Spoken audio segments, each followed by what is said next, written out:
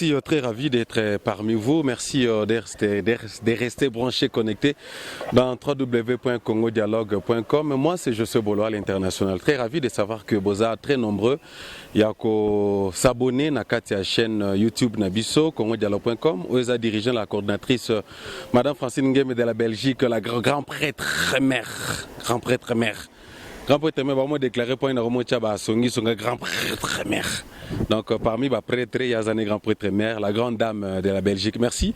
La confiance pour PCB sauter dans ma petit écran. Comme vous savez que chaque fois que tu as dans ma petit écran pour nous copier Sabino, tu bien la réalité du Sud, n'est-ce pas? Il y a bien, il y a Mawa, il y a Kolela, il y a Rosengo, il y a Libosseuse et Sengo parce que tout puissamment Zemba, tu as remporté, n'est-ce pas? Donc ici, Boyebi Nabiso, Naminami, dans les lobes Zonga, RDC, Bazonga, Lubumbashi, Bissikani, les quartiers général, les Ali. Coup de chapeau. Naba joueur nyonso, hein, les corbeaux. Merci Nabino, bo fiakoli bango pena fimbu. Sous passeport ta kokite de expérience ne sali. N'est-ce pas, expérience c'est sali donc total image ne baneli petu suka malgré carte rouge ezalaki de notre côté puis na côté na bango balinga ba la brutalité.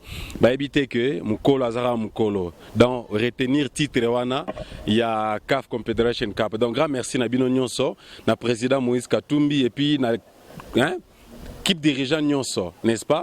Babibi Chimbomo pe bazalaki na sima, Jojo Tumba pe bazalaki on a pour nous support. Na mona suba Ricky Michola, maître Ricky ayo ngwana donc te mona ki binut na terrain. Na bosani suite na mona ki susu pasteur Thomas Mukala na Santo na Tueme. Na mona ki binut ba congolais tout bozalaki mobiliser vraiment. Coup de chapeau. Donc, la réalité, tu vis en donc merci. Tu continues toujours quand Nengwana, quand tombe la bende la RDC.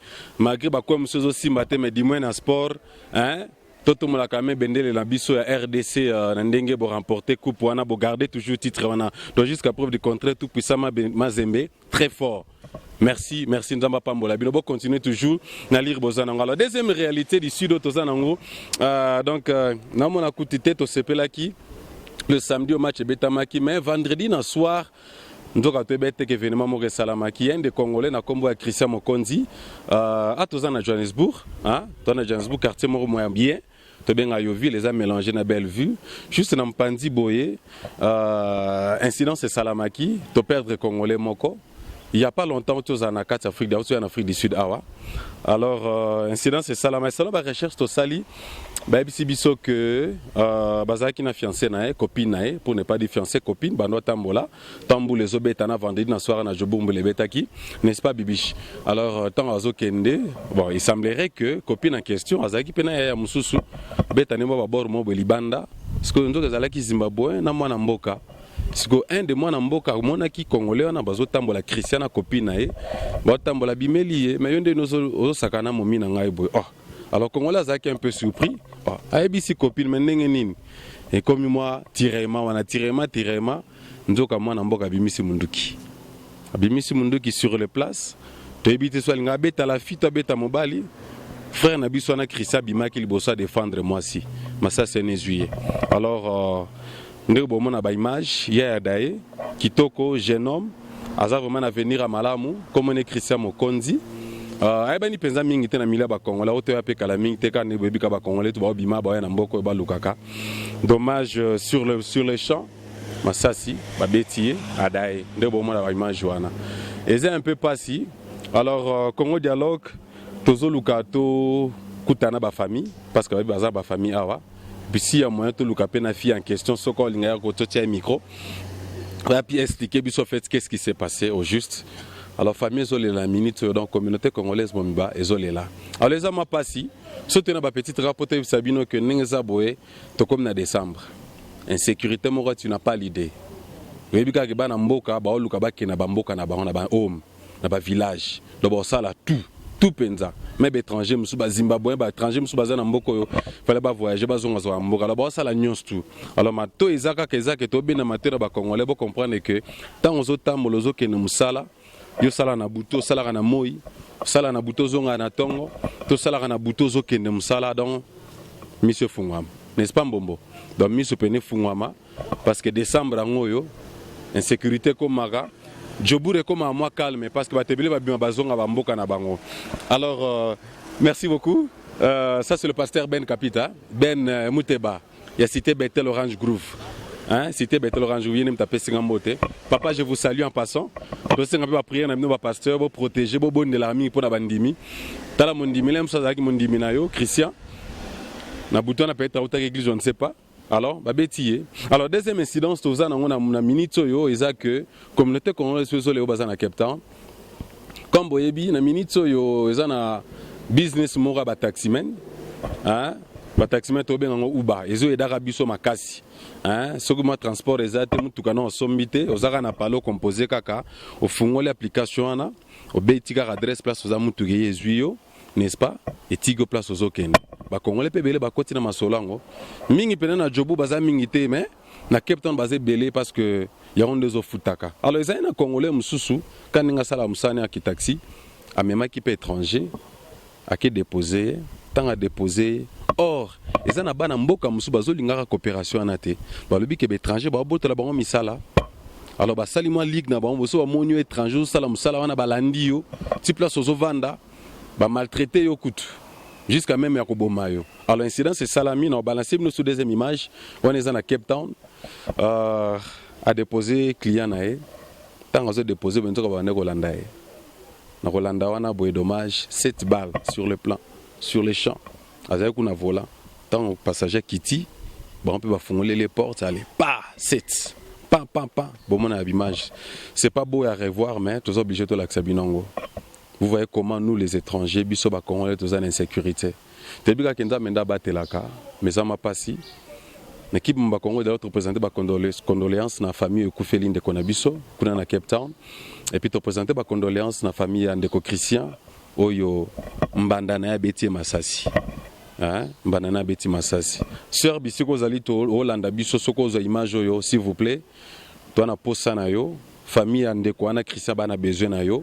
Et Koufeli na ngote yono viva ki sen ndenge lekaki ya ko expliquer biso ndenge zali ba famille pe bana besoin na yo expliquer bango parce que bobande quand même masolongo n'est-ce pas bobande masolongo Koufeli na ngote ndeko sa kufi mais za malamba ba pena version lekaki ko fait ndenge nini parce que to ko perdre ndeko ngwana te voilà un peu na mamukuse les réalités d'ici to ngato proposer binangwana conseil za ka moko bande ko na ngai menga mona zo bana pe victime nazali pe victime na yango donc tamuso parquet boba babuki mutu ka bendo téléphone okei to 5 na biso vigilance za makasto mo kene vers décembre na peut soki Raf Ngindu bisiko za États-Unis pe criminalité za pe bon je crois que zali ba congolais bozali mama Francine bisiko za na Belgique criminalité pe za nango mais biso kotoyo te eleki bo priya pe pona biso bato en Afrique du Sud awanda mabatela biso makasi na nzela église na nzela musala o wuti musala zozonga na train parce que ba moyenyo c'est ça nango kendele musala alors te sengi vigilance makasi donc via commis l'accès za nango te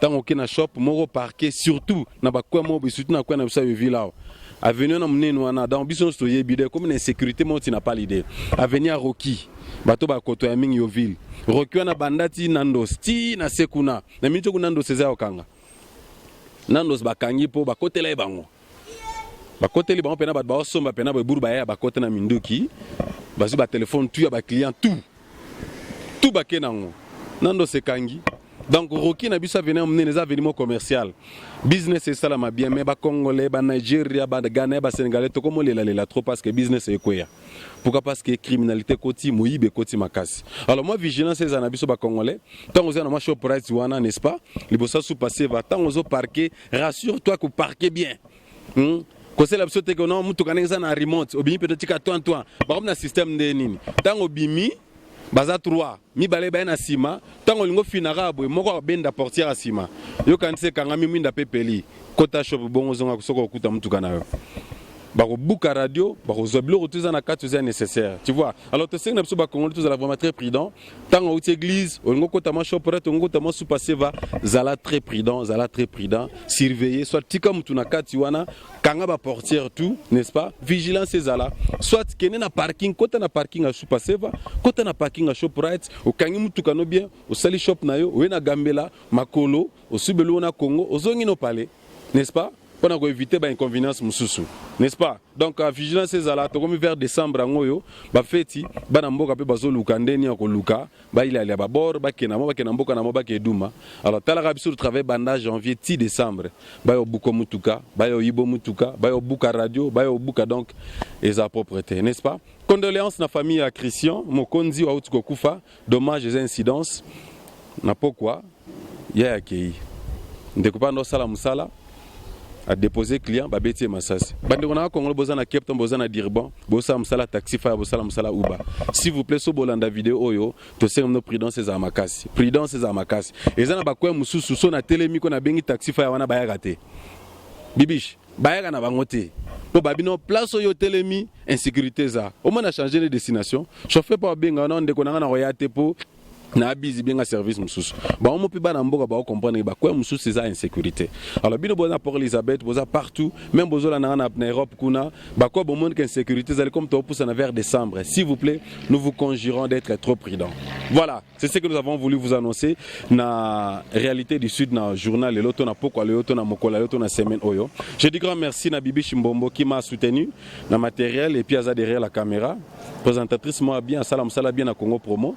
Ya kitoko penza salam sala bien Bibi Chimbombo a salam sala bien moi c'est moi kitoko a respecter rapé batu pe salam sala bien na bosto signos merci yo pe salam sala bien to loué yo n'est-ce pas grand merci na bino so bozala ki branché connecté bozanga te ko s'abonner na congodialogue.com to pe somno toujours ba nouvelle ba réalité à sud na bien na mawana sengo to za to pe somno moi c'est José Boloa YouTube Congo Dialogue Facebook José Boloa jusqu'à la fois prochaine restez